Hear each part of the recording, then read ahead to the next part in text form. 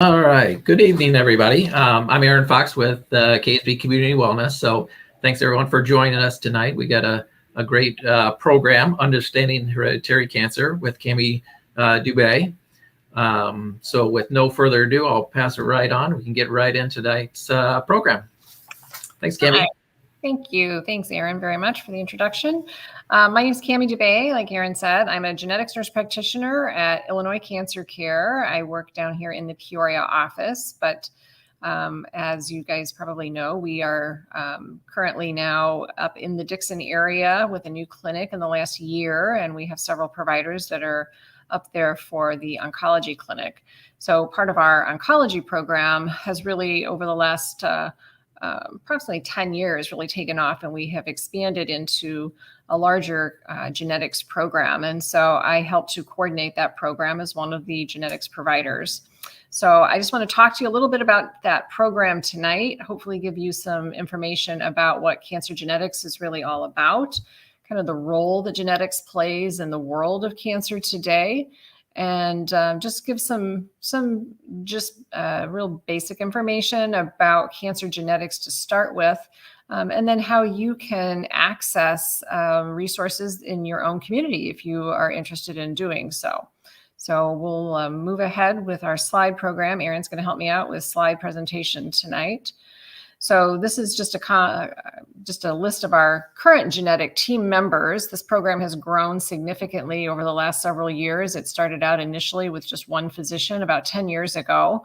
And in that 10 years, not only has our program grown, but the world of genetics has really grown significantly. So I've been with the program for about 5 years.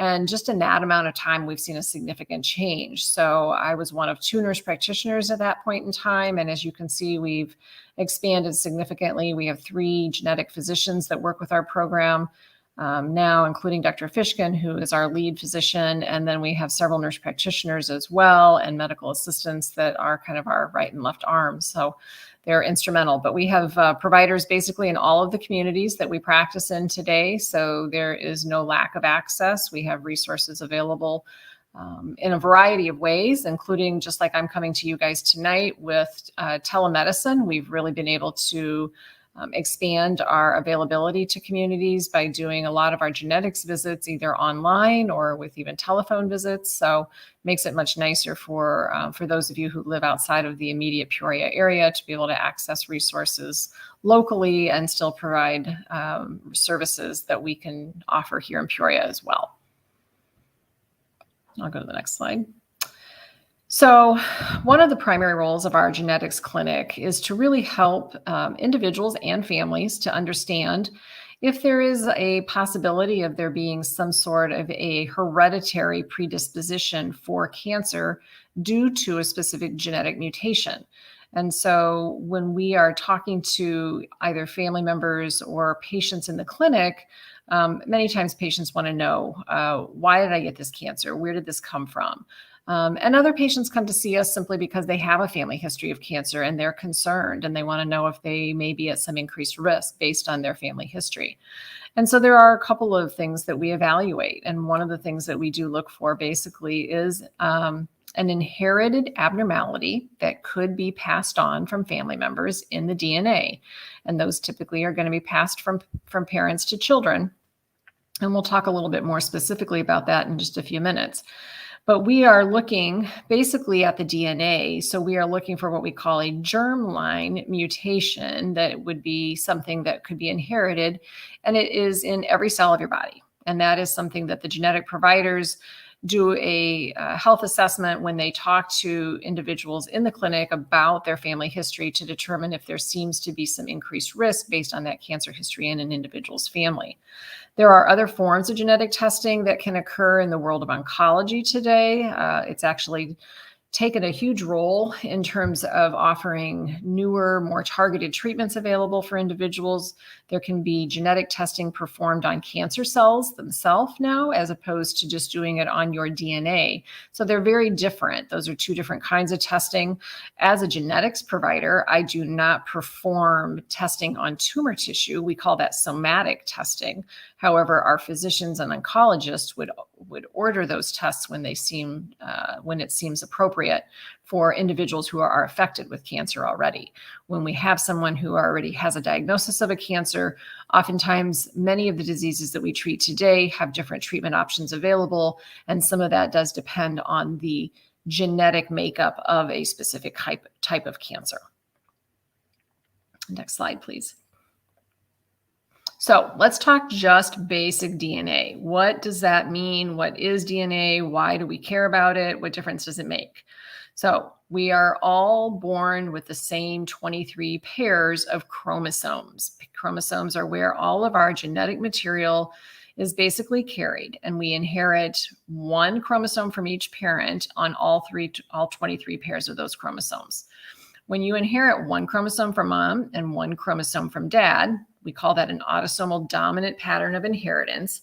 That means that you get 50-50 chance of inheriting anything that mom or dad may have in their DNA, whether it be good or bad. That could include your eye color, your hair color, your skin tone, but it also carries implications for diseases. And so there may be some inherited risk based on some of the disease patterns in families.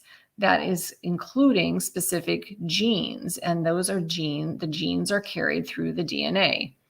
In any situation, any child who is born to an individual that carries a genetic mutation has a 50% chance for inheriting the gene that has the mutation on it. They have an equal 50% chance of inheriting the gene from the other parent who doesn't have the DNA mutation. So it's possible that you can inherit the normal DNA, or you can inherit a gene mutation from the parent that's affected. It's also possible to actually inherit more than one mutation. And believe it or not, we have multiple families that I actually follow who do have multiple genetic mutations in their families. These individuals can carry increased risk for more than one type of cancer. And so we do follow them closely in our high-risk genetics clinic.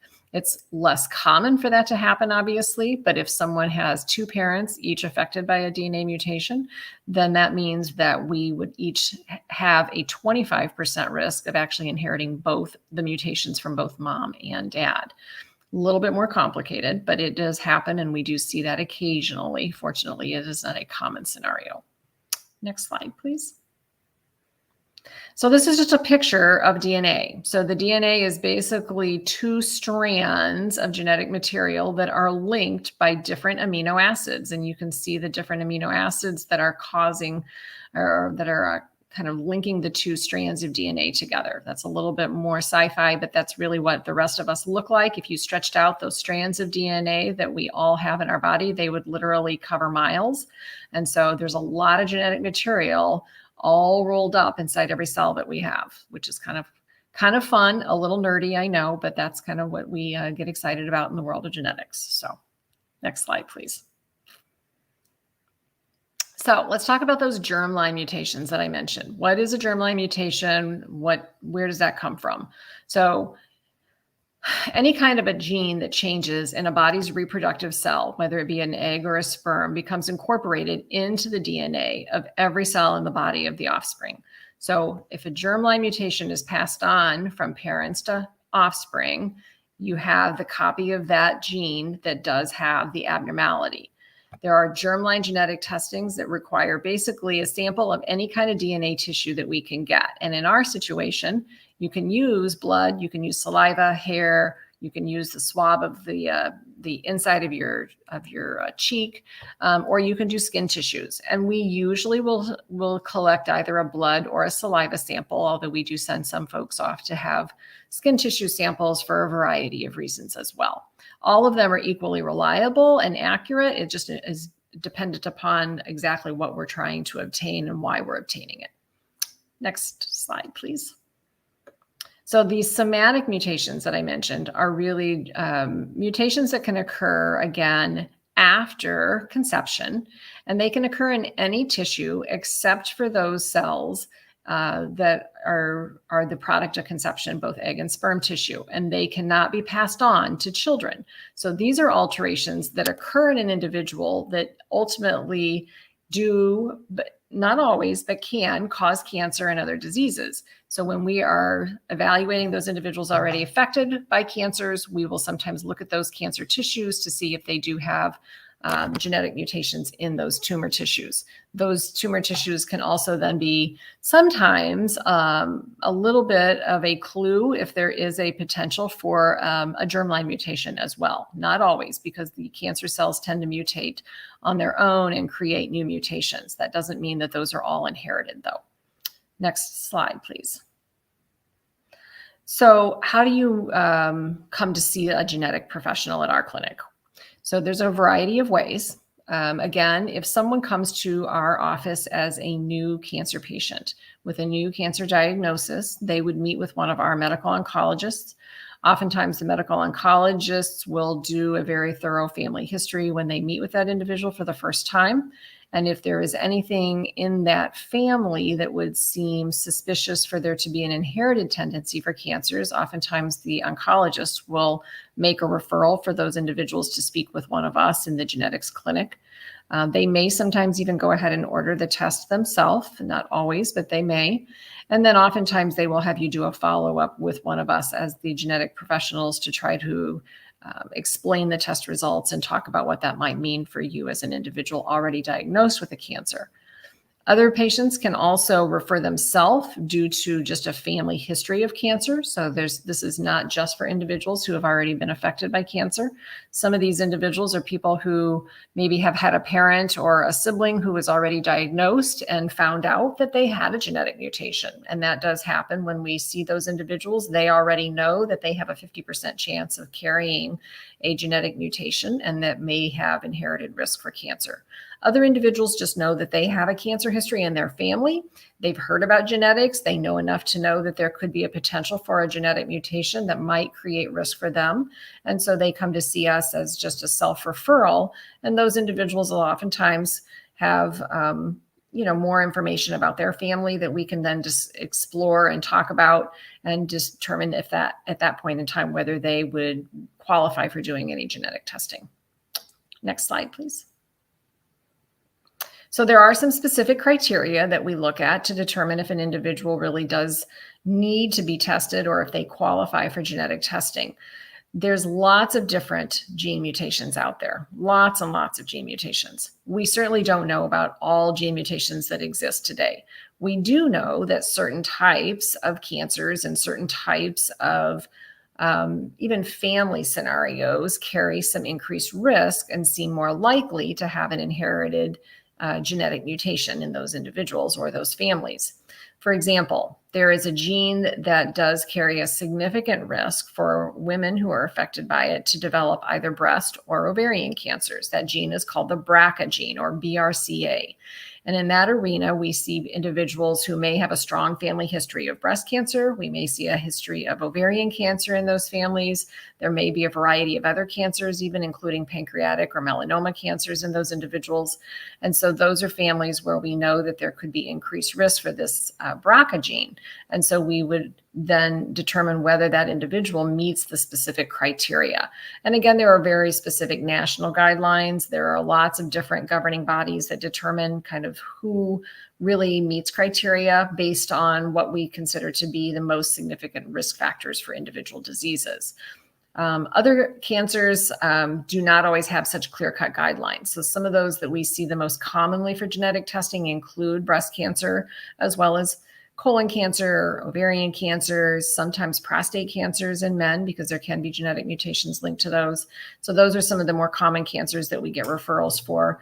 Other diseases may not have quite as clear-cut referrals or as clear-cut guidelines for that reason. And so those are individuals that we do spend some time just trying to talk a little bit more about to try to help determine if there is enough cancer history in that family to substantiate doing testing. And there's some reasons that we don't want to overtest, but we certainly want to be able to help evaluate families that may have concerns or may have legitimate risk for increased risk for cancers as well. Next slide, please. So what does make a person look suspicious for a genetic mutation? So as I said, certain types of cancers can, and that does include certain cancers that are more rare. The more rare a cancer is, the more suspicious it may seem for there to be a genetic mutation. So an early age of onset of cancer also, usually anything under 50 is considered to be young. It gets younger all the time for those of us who are over that, but it does mean that those individuals have a little bit more likelihood for carrying a type of genetic mutation. Another risk factor includes bilateral or two organs that are a pair of organs, if you will. So breast cancer, for example, that happens in a woman who has both breasts affected, or if an individual has kidney cancer in both kidneys. Those are far less common scenarios, and so those do carry some increased risk and concern for there being a genetic mutation in those types of individuals. If multiple family members have been affected with the same type of cancer or similar cancers, one example would be in the world again of colon cancer. So colon cancer is a disease, it's a fairly common disease, but some families do have a significant risk for it based on certain genetic mutations, and you will oftentimes see multiple family members affected, and oftentimes those individuals will be affected at younger than average ages. There are also some specific types of certain cancers that can also be associated with greater risk for genetic mutations. One example, again, in the breast cancer arena, we have lots of different kinds of breast cancer. Not all breast cancers are created equal. And breast cancer is one of the diseases we do probably the most testing for.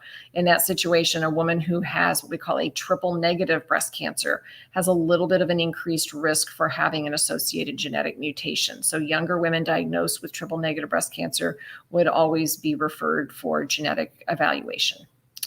Next slide, please. So what's the procedure at Illinois CancerCare when we do testing? And we're not really unlike a lot of facilities, but each individual healthcare facility may have a little bit different process in place. As I said, the genetic arena has really exploded over the last even 5 to 10 years. And so there are new genetic providers kind of popping up all over the country. And some are in solo practice by themselves, and others are in large research facilities or university facilities, or they are in community clinics like ours.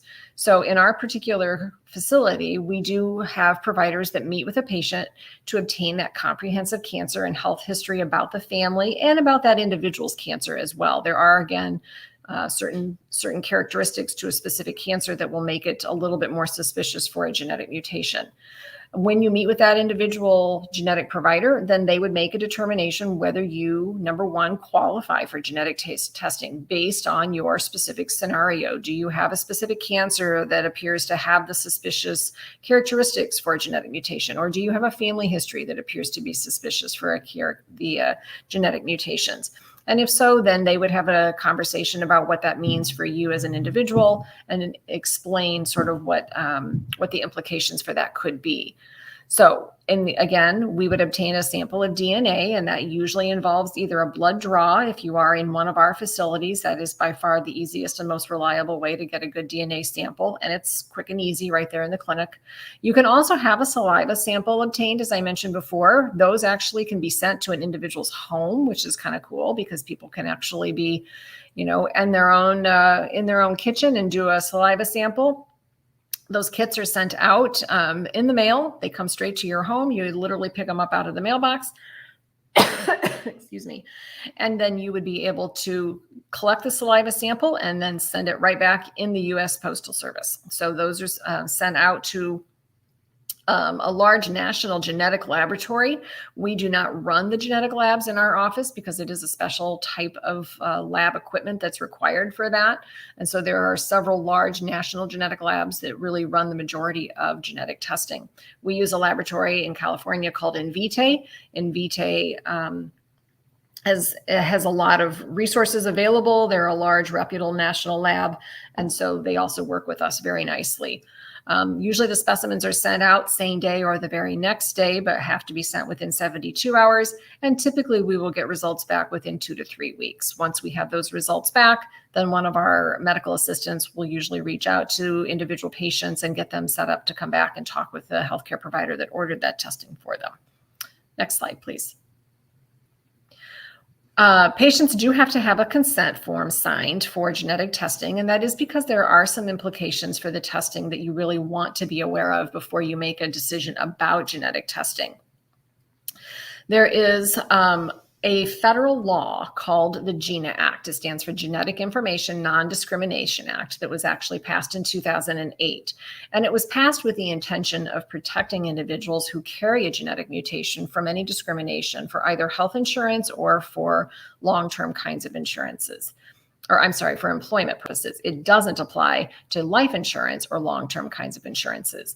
And so individuals who are diagnosed with a genetic mutation need to be aware before they actually have their testing that there could be implications for life insurance or for long-term insurance.